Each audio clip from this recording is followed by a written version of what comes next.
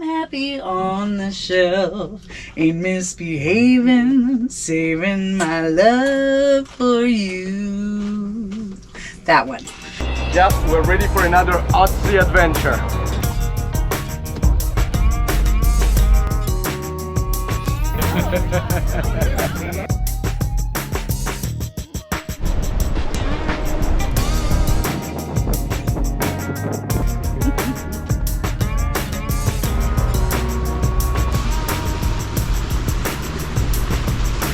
Well, tell the camera. Or salud. So we're gonna get going. All right, we're gonna try to anchor for the very first time. Well, second time. Anyway, we're at China camp. So we're gonna just do a little scope of the area, just go a little around to look at the depths and figure out which one is the best place to drop anchor. And then we'll drop anchor. Then we'll talk later. Looking forward to relaxing for a bit.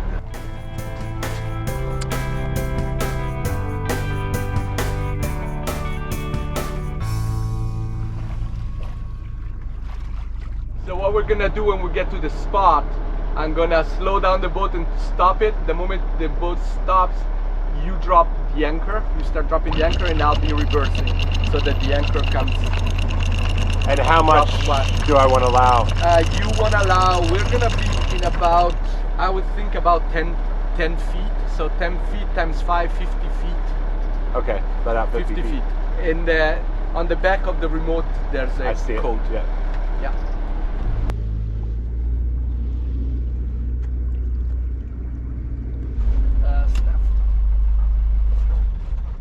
All right. Hey, we got an anchor. All right. Well, hopefully it looks like it's holding. We dropped an obscene amount of chain because I think we're at 80 feet, which in 10 feet of in 12 feet of water. But that's perfectly fine. There's nobody around us, and so why not? Well, it's our first night at anchor, so we want to be really safe.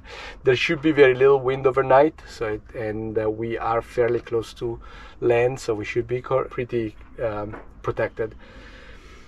And I'll stay up here and watch the position for a little bit and make sure that we're not going anywhere. I'm gonna look for an app online for the anchor alarm, because I don't have one, and see if I can set an app for anchor alarm, and have dinner, have a relaxing evening watching the sunset that's coming down, and it's gonna be a lovely night at anchor.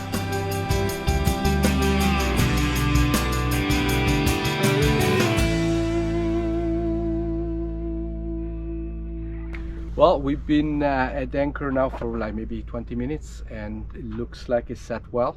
It's now moving.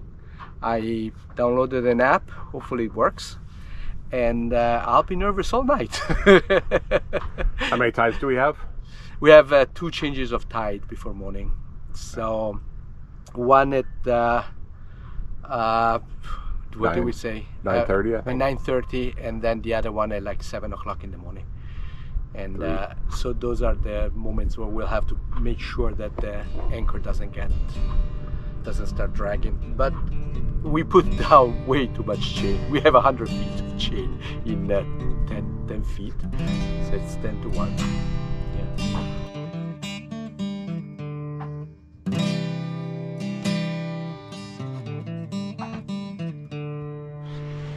Okay, so we are all packed in for the night.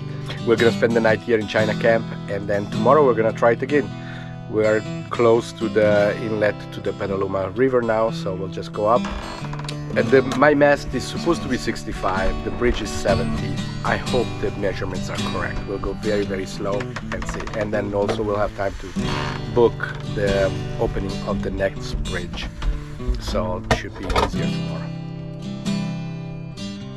In the meantime, we're gonna enjoy the sunset. In the meantime, the sunset is beautiful. It's nice and quiet. There's only one other boat in the anchorage, just very, very relaxing and peaceful. And we hope for a good night.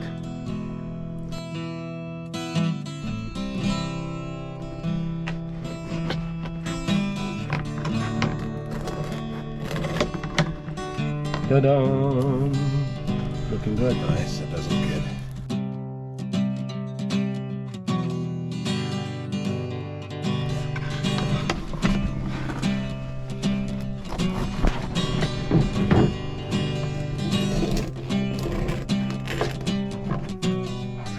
Tell us about your bread.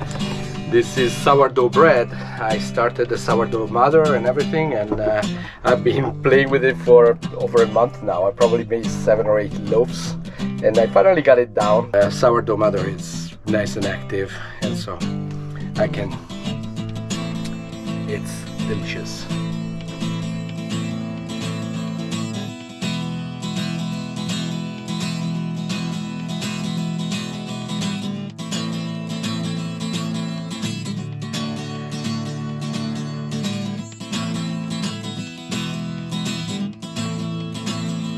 They're making soup, a Tuscan soup that we found actually while we were on a road trip, and we stopped off at an Olive Garden just to see if it was as good as I remembered it being as a child. And so we stopped in. Yeah, at least we found one thing worth recreating. So when we got home, we looked up the recipe for this Tuscan soup, and Toscana. yeah, we're gonna make it for y'all. There it is. There it is.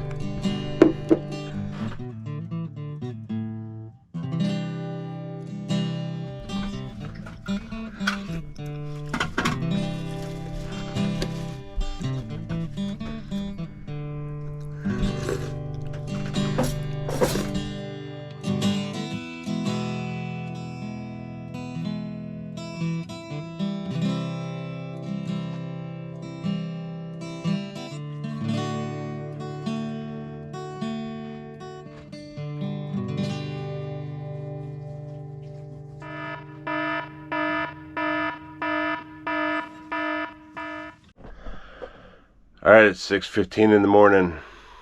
I just got up to take a leak and make sure that we aren't dragging anchor.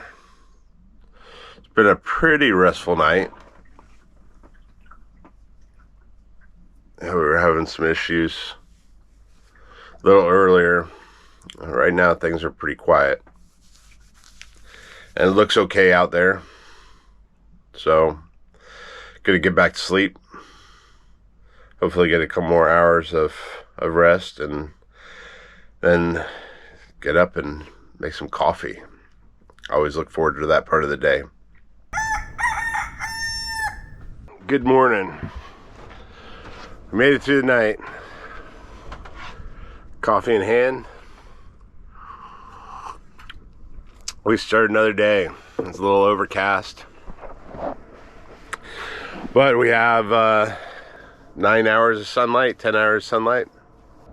Coffee's all right. Yeah. So I just entered the route, so it's going to be 21 miles from here, and should take about 3.5 hours. So we need to call and get the reservation in 4 hours. We're gonna try this second time. Get up the Petaluma River and meet up with the fellas in downtown at the marina there. I am trying to find out the times for the bridge. There's a railroad bridge on our way that they tell me it's usually open, but it closes only when the trains go by. And I'm trying to figure out if the train schedule, so that I can see if the bridge will be open. We just got to make this reservation for a bridge opening.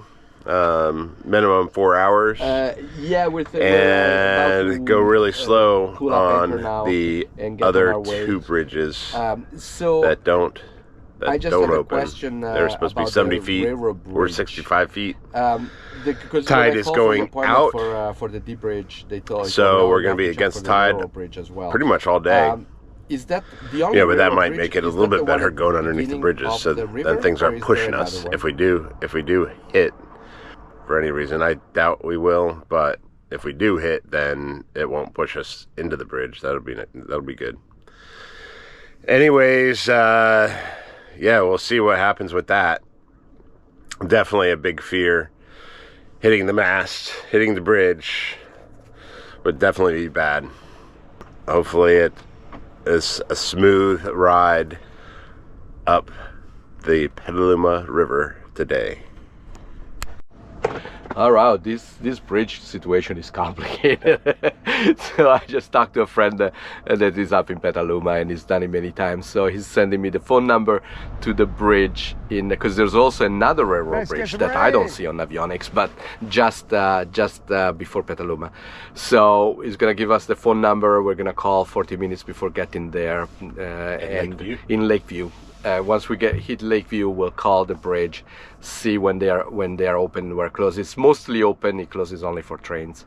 So we'll see if we'll have to speed up or slow down or adjust it to get to the bridge when it's open. So this is Bridge 5 or Bridge 6? 4. No, 4. 2 railroad, 2 railroad bridges and 2 highways. 3. Oh yeah, 3. That's 5 so 5 far. Yeah. And then there's another one too, right? Is there? So this might be Bridge 6 anyway. We'll count the bridges. We'll let you know exactly how many bridges, because they keep appearing from nowhere. At first it was like, oh, don't worry, just go. And then it was like, oh no, you have to reserve. Oh no, that bridge closes and opens. And it's like, the bridge is coming from everywhere. We didn't do our research well. It's our fault. It's totally our fault. And we have a tall mast. Yeah, we have a tall mast, so we really need to worry about these bridges. And so we'll see. Another adventure.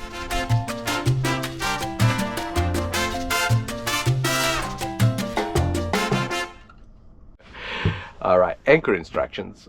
I'm gonna turn on the engine, motor into the anchor a little bit so that it slacks the chain. You can bring it up with a windlass, unhook the snubber, and just take that one away. And then when the snubber is away and everything, I will keep motoring towards the anchor. You're just gonna point where the anchor is so that I know to turn the boat, because I don't want the windlass to be the one pulling the boat. I want the boat to be the one approaching the anchor, and we'll pull up the anchor, and hopefully everything goes smoothly. You let me know when the anchor is off the ground, coming up. Probably will be muddy, and then we go.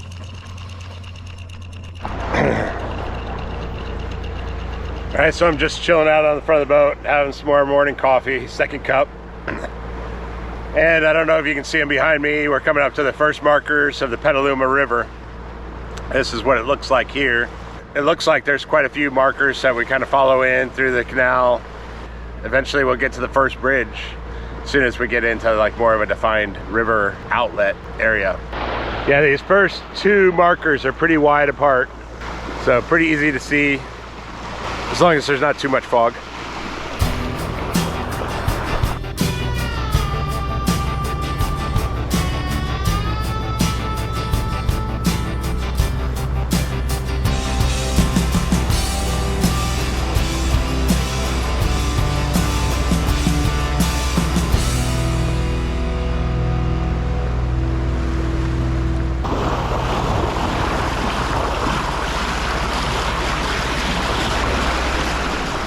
All right, so as you can probably see behind me, the channel markers are really tightening up as we get closer. I don't know if you can see the bridge over here. Yeah, it's still about 14 feet of water underneath us. So just cruising along. The tide is coming down right now. Got it against us. So in some ways that's gonna help us a little bit, especially once we get towards the bridge. We can kind of ease into it, and if we happen to hit, then at least the tide won't be pushing us into the bridge. Yeah, hopefully that's not the case. Hopefully we just slide under the bridge, and then I think we have a ways. Actually, there's a railroad bridge here and a road bridge. But then after that, we have quite a few miles of river to flow up through, basically like cow pastures, and I think there's a couple of farms out there. So, all right, we'll see it getting closer to the bridge. The high stress part of this trip is coming.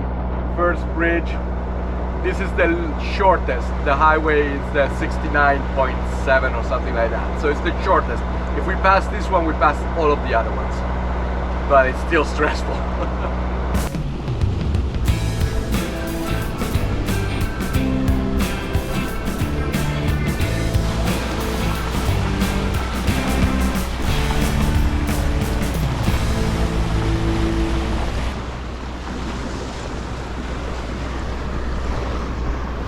All right, so here is bridge number 1, railroad bridge. Looks like it's open.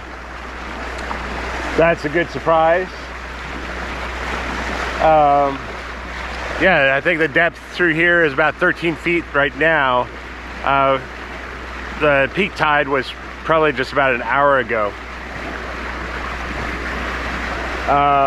And right now it is about 12:10, just a little bit after noon.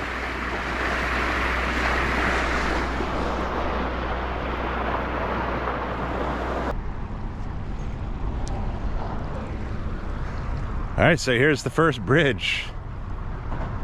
I'm sticking up front to see if I can see a difference. You know, we're only gonna have like 4-foot clearance or something like that. So not much, that's not even the height of me. So yeah, we're a little nervous, but here we go.